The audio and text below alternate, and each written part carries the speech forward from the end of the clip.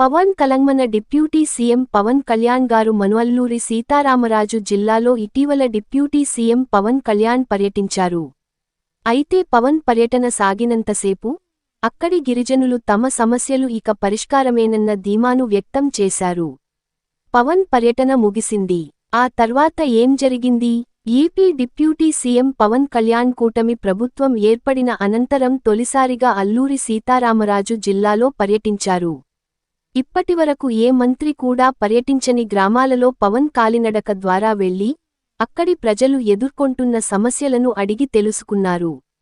అంతేకాదు జోరు వర్షం సాగుతున్నప్పటికీ తన పర్యటన మాత్రం యథావిధిగా కొనసాగించారు పవన్ కళ్యాణ్. అక్కడ ఎవరి నోట విన్నా మా సమస్య ఎంత రహదారి లేకపోవడమే, డోలి మోతలు తమకు తప్పడం లేదని గిరిజనులు ఆవేదన వ్యక్తం చేశారు. ఇక పవన్ తన పర్యటన ముగించుకుని వచ్చే క్రమంలో మీ సమస్యలు తప్పనిసరిగా పరిష్కరిస్తానంటూ హామీ ఇచ్చి వచ్చారు. ఎవరో వస్తారు ఏదో చేస్తారని ఎదురుచూపుల్లో ఉన్న గిరిజనుల కోసం పవన్ అయితే వచ్చారు కానీ హామీ నిలబెట్టుకుంటారా లేదా అన్నది వారి మదిలోని ప్రశ్న.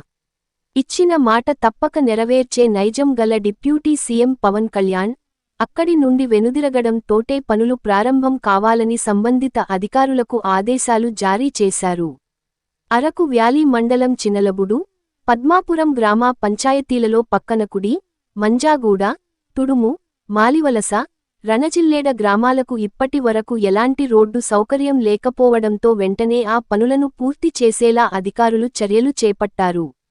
ఉపాధి హామీ నిధులతో హట్టగూడ గ్రామం నుండి 2.70 కిలోమీటర్లు మేర 552.00 లక్ష రూపాయలు అంచనాతో తారు రోడ్డును పంచాయతీ రాజ్ ఇంజనీరింగ్ విభాగం ద్వారా చకచకా నిర్మించారు.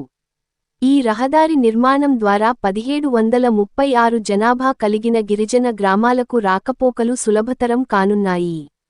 అంతేకాదు పర్యాటకంగా అభివృద్ధి చెందుతున్న రణజిల్లేడ వాటర్ ఫాల్స్కు మార్గంగా ఉండటం వలన ఆ చుట్టుప్రక్కల గ్రామాలకు ప్రత్యక్షంగా, పరోక్షంగా ఉపాధి అవకాశాలు పెరిగి అవకాశం కూడా ఉంది. మొన్నటి వరకు డోలీ మోతలే తెలిసిన ఆ గ్రామాలు నేడు నూతన రహదారి చూసి మురిసిపోతున్నాయట. మొత్తం మీద పవన్ పర్యటన తర్వాత ఇంకా మరెన్ని అభివృద్ధి పనులు అక్కడ వేగంగా